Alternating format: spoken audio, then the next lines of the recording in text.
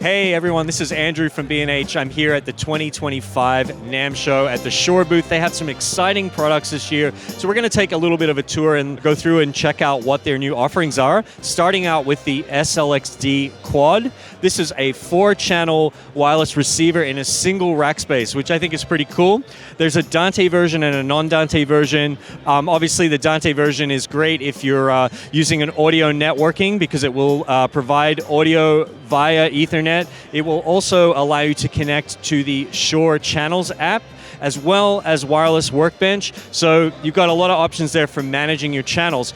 Now, the SLXD Quad, as I mentioned, 4 channels of wireless in one rack unit, but you can cascade 2 of these units together and just use one set of antennas. So 2 antennas, and it also has the capability to power an active antenna. The SLXD Quad receiver is a wideband receiver. So what that means is that it's just one receiver. You can use it with any of the SLXD transmitters, no matter their frequency bands. You can go into this wideband receiver, into the menu structure, and select which frequency band your transmitters are working on. So there's no need for a frequency-specific receiver.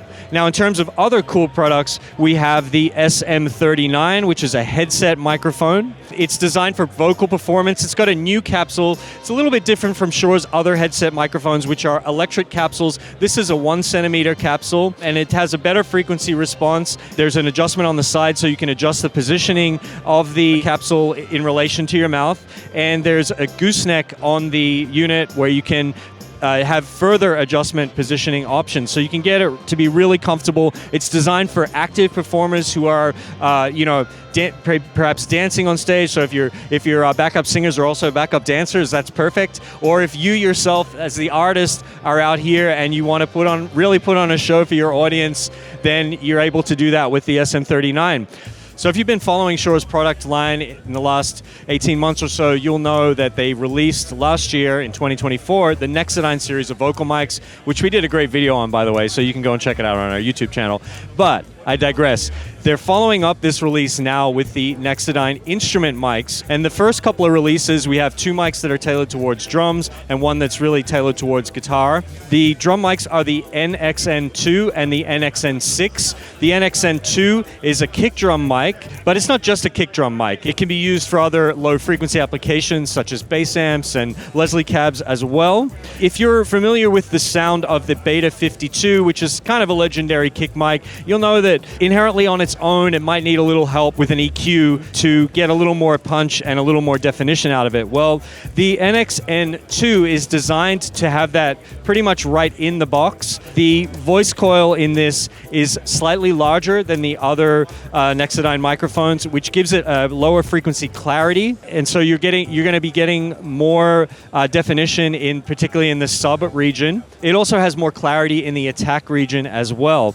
Now, all of these Nexidine mics feature the same Revonic transducer design as the vocal microphones, so that means it's actually 2 transducers or 2 separate capsules that are wired 180 degrees out of phase. And the cool thing about that when it comes to drums is that the design is predominantly used for canceling out vibration or handling noise. And so obviously if you have microphones mounted to drums, such as the NXN6 is designed to be, like on tom-toms, then the Revonic transducer is designed to cut down on that vibration while also tightening up the polar pattern so that you're rejecting more cymbals and things that are off axis. Because cardioid microphones, as they go up further in their frequency extension, there's an inherent shift in the polar pattern where it can get a little messy up there. So the Nexidine capsule is designed to minimize that.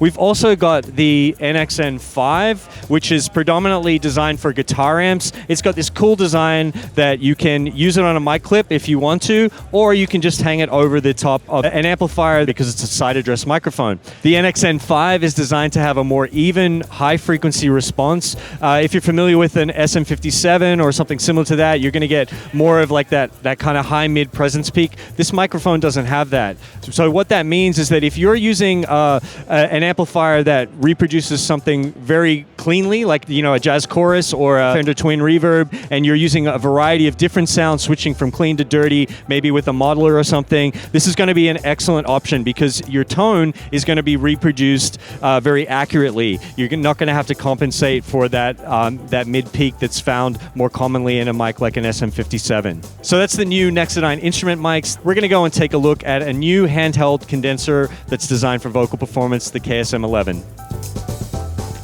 So, the KSM11, I just took it off the stand, put it on our transmitter here, and this is a new wired vocal mic from Shure.